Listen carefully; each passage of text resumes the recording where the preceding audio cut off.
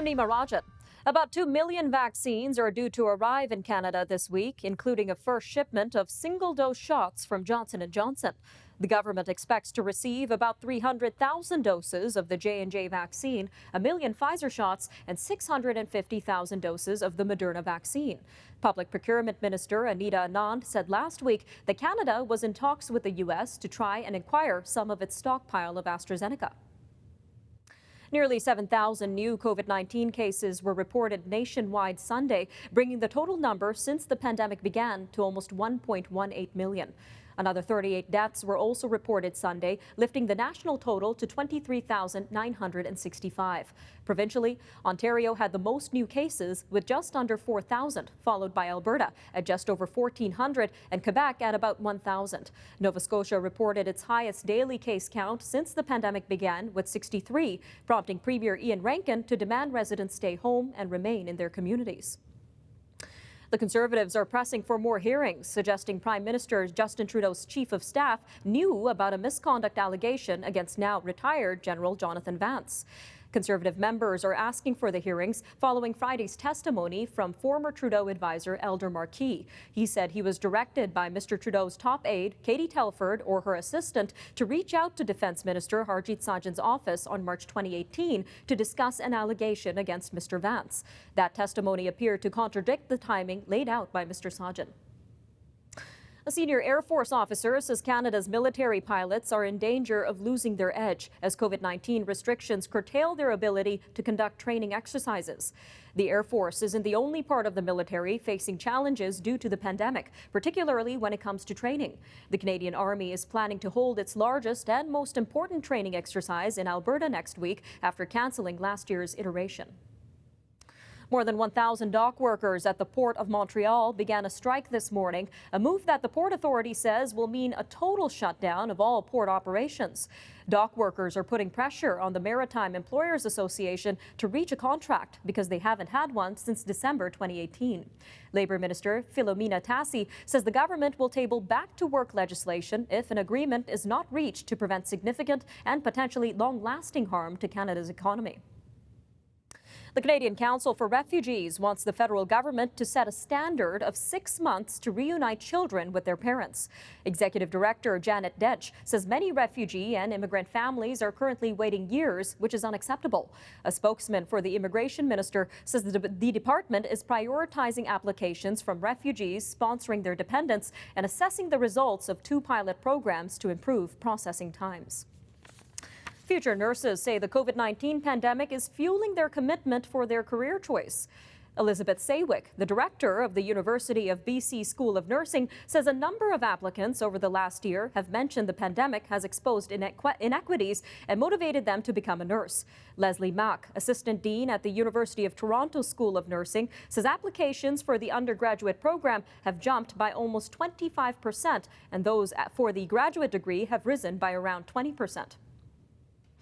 Multiple reports are expected this week on the Canadian business front. Canadian National Railway Corporation will release its first quarter results today.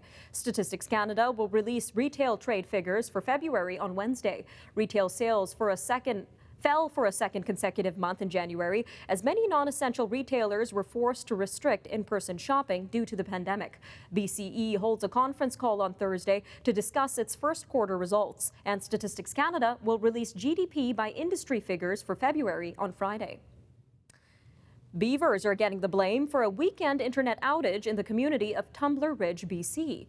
Telus says internet services for about 900 homes and businesses and 60 cable customers were first disrupted early Saturday. Liz Sauve of Telus says crews sent to investigate found a nearby beaver dam where the animals dug along the creek to reach the cable, which was buried about a meter down. She says the beavers first chewed through a 4.5-inch thick conduit tube, then through the cable in numerous locations. Bianca Andreescu says a positive COVID-19 test will keep her out of this week's Madrid Open. The 2019 U.S. Open championship winner says she tested negative twice before her flight and says she was sadly informed that she tested positive when she landed in the Spanish capital. The 20-year-old from Mississauga says she feels good, but she is resting and following the health protocols and safety guidelines. All right, stay tuned. After the break, we take a look at the House of Commons Special Committee on Canada-China Relations. We'll speak with Mr. Christian Leuprecht, Senior Fellow at the Macdonald Laurier Institute, when we return. This and more national and international news coming up today on the Forum Daily. So stay with us, everyone. We'll be right back.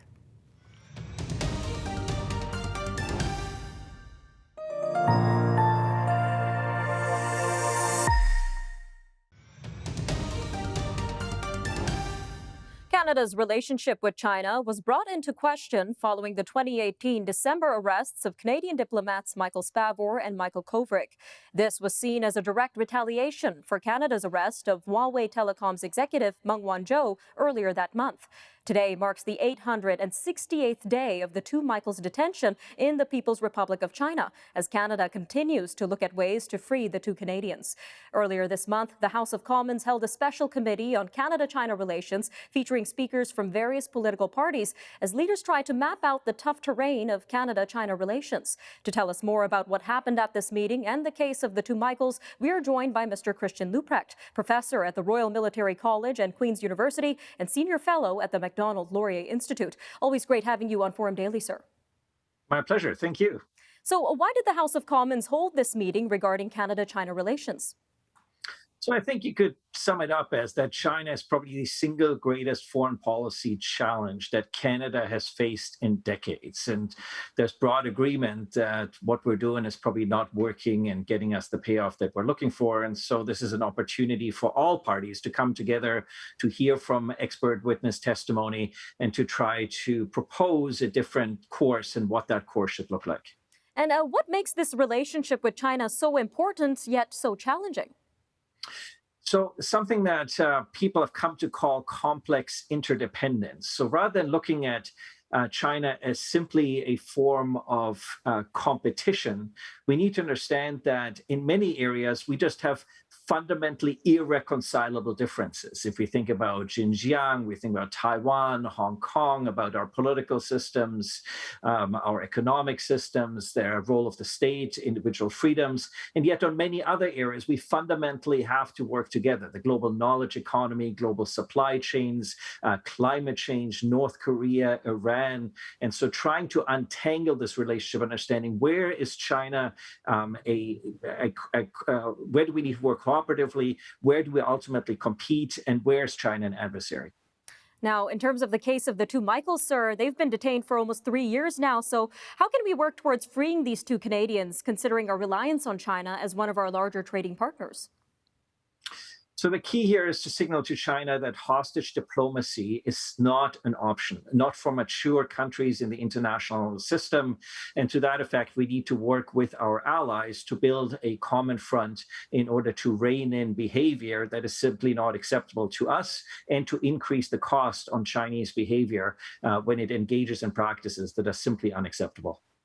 And you also mentioned that China being accused of human rights abuses against the Muslim minorities in Xinjiang, as well as their authoritarian regime in Taiwan and Hong Kong. So how can Canada go about handling these human rights abuses conducted by China? I know you mentioned that we have these differences, but how can we handle these abuses while still maintaining this strong relationship with the country?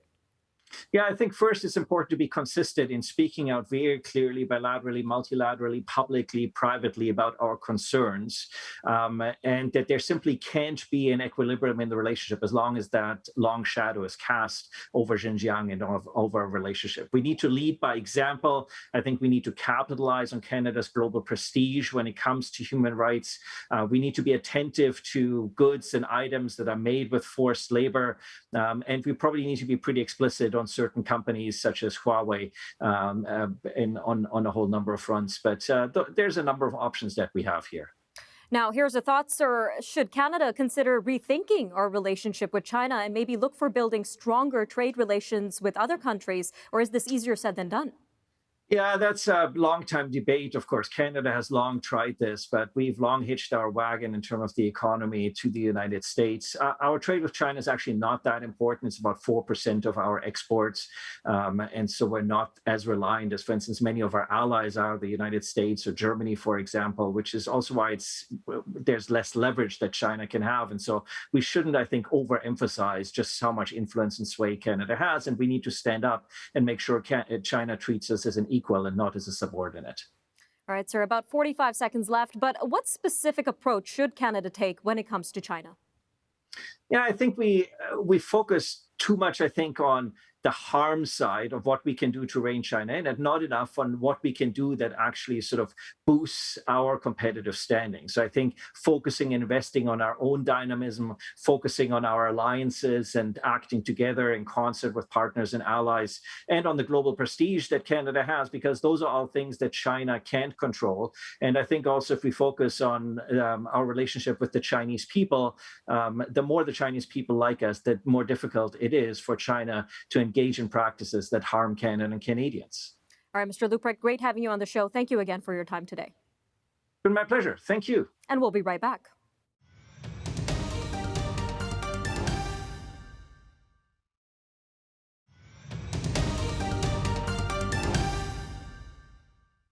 BC Attorney General David Eby, who set the wheels in motion for the money laundering inquiry in British Columbia, will testify today.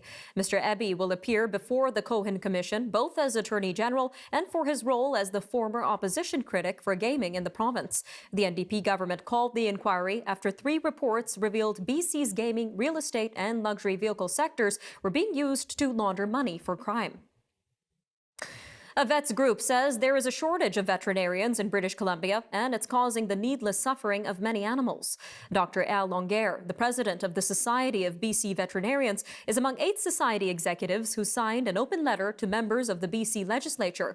Mr. Laurier says the shortage of animal doctors means people are waiting weeks for a vet appointment, and in some cases, animals have died.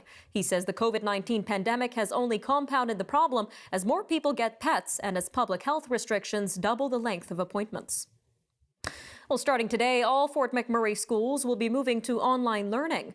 Both the Fort McMurray Public School Division and Fort McMurray Catholic Schools say in a news release that the decision is due to the rise of COVID-19 cases in the city, as well as increasing numbers of staff and students in isolation. High schools in Fort McMurray have already started moving online earlier this month. A Calgary woman is raising concerns after she says she booked a hotel room unaware that the hotel was being used for COVID-19 isolation. Jamie Dyke says she only found out when she talked with another hotel guest by the elevators who said he was isolating there. An Alberta government spokesperson said due to privacy concerns, hotels are not required to disclose information about isolating Albertans to their guests. Saskatchewan Blue Cross has confirmed the company experienced a cybersecurity incident last week. President and CEO Shelley Vandenberg says she won't know if private information was compromised until cybersecurity experts are able to learn more. Key systems and services were turned off on April 20th once staff noticed unusual network activity. There is no timeline on when phone lines or the member portal will be back online. Leaders from the Chumawuin Cree Nation in Manitoba are telling residents to stay home amid warnings of a trend of concerning COVID-19 case numbers. People are allowed out for medical care or testing or to work in essential services, but only one person is permitted to go out for essential supplies. Masks must also be worn outside of the home, and public gatherings have been banned. Manitoba reported 259 new COVID-19 cases yesterday. Newfoundland and Labrador Premier Andrew Furey says a cohort of healthcare workers from his province will be heading to Ontario tomorrow to help deal with an overwhelming surge in COVID-19 cases. Mr. Furey tweeted yesterday that he had spoken with Ontario Premier Doug Ford and the workers will offer extra hands wherever deemed most useful. Meantime, Toronto is expected to announce its first workplace closures today under new infection cluster rules meant to curb the spread of the virus. Well, as mentioned, Toronto is expected to announce workplace closures in a bid to slow transmission of COVID-19. The Public Health Unit introduced new rules last week, allowing it to temporarily shutter workplaces where 5 or more employees have tested positive for the virus over the course of 14 days. Peel Public Health instituted similar rules and announced its first workplace closures on Saturday. It partially shuttered 2 Amazon warehouses, one in Brampton and the other in Bolton. Ontario reported 3,510 new cases of COVID-19 today and 24 more deaths linked to the virus. Most of the cases remain in the long-time hotspots of Toronto and Peel region, and there are 877 people in intensive care because of the virus. Atlantic Canada's new COVID-19 hotspot is central Nova Scotia, which reported a record 63 new infections on Sunday. That was the province's highest daily total since the pandemic started last spring. Most of the new cases are in Nova Scotia's central zone, which includes Halifax. Premier Ian Rankin says fines for breaching public health orders will be doubled to $2,000, noting that he was infuriated to hear police broke up a party early Saturday and issued 22 tickets. Charlottetown City Council will decide tonight how to deal with the controversial statue of Canada's first Prime Minister. The artwork featuring Sir John A. Macdonald sitting on a bench in the PEI capital has been vandalized 3 times in recent months. Indigenous groups have asked for changes, with one recommending the addition of a sculpted Indigenous elder next to Mr. Macdonald to create the image of a conversation. They also want a new plaque indicating Mr. Macdonald's role in the creation of the residential school system. All right, stay tuned. Our international segment is coming up after the break. The U.S. says it will send help to India as COVID-19 cases continue to soar in the country. Indonesia officially announces the death of all 53 crew members from a missing submarine, and an internet battle is played out in real life over the weekend. These stories and more international news coming up after the break when we return right here on the Forum Daily. Stay tuned, everyone. We'll be right back.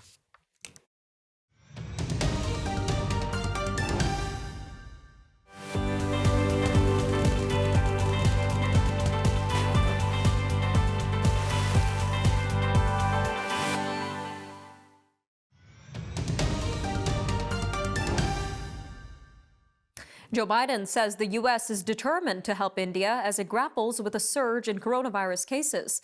The American president didn't offer specifics in his tweet, but hours earlier, the White House said that the U.S. is working to deploy drug treatments and rapid COVID testing kits to India, along with ventilators, personal protective equipment, and possibly oxygen supplies. For the 4th straight day Sunday, India set a global daily record with 350,000 new coronavirus infections, spurred by a new variant. More than 100 people linked to a pro-Kurdish party are on trial in Turkey's capital, Ankara, over their alleged involvement in violent protests nearly 7 years ago. Prosecutors have charged the 108 defendants with 29 crimes, including the murders of 37 people, and are seeking multiple life sentences and thousands of years in prison. The pro-Kurdish People's Democratic Party, or HDP, says the trial is politically motivated and is the latest in a severe government crackdown against them. Among the defendants are the former leaders of the HDP. Turkey's foreign ministry has summoned the U.S. ambassador in Ankara to protest the U.S. decision to mark the deportation and killing of Armenians during the Ottoman Empire as a genocide. The ministry said the U.S. statement does not have legal ground in terms of international law and has hurt the Turkish people, opening a wound that's hard to fix in their relations. U.S. President Joe Biden followed through on a campaign promise to recognize the events that began in 1915 and killed an estimated 1.5 million Ottoman Armenians as genocide. Japan's ruling party lost all 3 parliamentary by-elections Sunday, loosening Prime Minister Yoshihide Suga's grip on power ahead of national elections later this year. The votes to fill 3 vacant parliamentary seats were considered a litmus test ahead of national elections to be held by October and a ruling party leadership vote at the end of September. Mr. Suga has seen his popularity hurt by ruling party scandals, criticism over pandemic measures and slow vaccinations, and his push to hold the Olympics. Indonesia's military has officially said all 53 crew members from a submarine that sank and broke apart last week are dead. Searchers have located the vessel's wreckage on the sea floor at the depth of 838 meters. That's much deeper than the submarine's collapse depth. The vessel went missing off the resort island of Bali on Wednesday. Venezuelan security forces operating against Colombian rebels along the nation's shared border have executed peasants, tortured and arbitrarily arrested people, and prosecuted civilians in military courts. Human Rights Watch says the operation began on March 21st, where it says authorities have tolerated the presence of Colombian armed groups. Venezuelan Attorney General Tarek Saab previously announced 2 efforts to investigate the situation that has prompted roughly 6,000 people to flee across the border to the Colombian town of Arauquita. Chad's military transitional government says it will not negotiate with the rebels blamed for killing the country's president. Some of the rebels have been spotted retreating into neighboring Niger from the Chadian capital. However, a spokesman for the rebel group told the Associated Press that other armed groups are now joining in its efforts. Political opposition figures have also protested the fact that the son of longtime President Idris Deby Itno was put in charge after his father's death announced last week. Anthony Hopkins has his first Oscar since he won for playing Hannibal Lecter. Mr. Hopkins was a surprise winner of the Academy Award for the Best Actor for his work on The Father. Frances McDormand won the Oscar for Best Actress, and Nomadland winning in 3 of the top categories, including Best Picture and Best Director. Chloe Zhao's win for Best Director makes her the second woman in the 93-year history of the Academy Awards to win the Oscar, and the first woman of color. There was a duel held over the weekend over the name Josh. This all started a year ago when Josh Swain, a college student, started messaging others with the same name on social media and challenged them to a duel. Hundreds showed up at the Air Park in Lincoln, Nebraska on Saturday to take part in a battle. First, the Josh Swain from Arizona and one from Omaha squared off in a game of rock, paper, scissors, which earned the Arizona Josh the title of the true Josh Swain. The land surrounding Pittsburgh International Airport is welcoming bees to help rebuild colony numbers in the state after several colonies were found fixed onto the underside of a plane's wings. Bees are seen as the world's top pollinators, responsible for the future of billions of agriculture dollars and the survival of many fruit and nut commodities. Beekeepers utilize the woods around the exterior of the airport to provide 110 colonies and 4 million bees, about 8,000 acres, to buzz around and continue their planet-saving work. All right, that'll do it for your look at national and international news for today. Remember, for news on demand, you could always visit our website, thenewsforum.ca, and be sure to follow us on our social media handles on Instagram, Facebook, and Twitter. All right, thanks for joining us on the Forum Daily, everyone. We'll see you next time. Take care.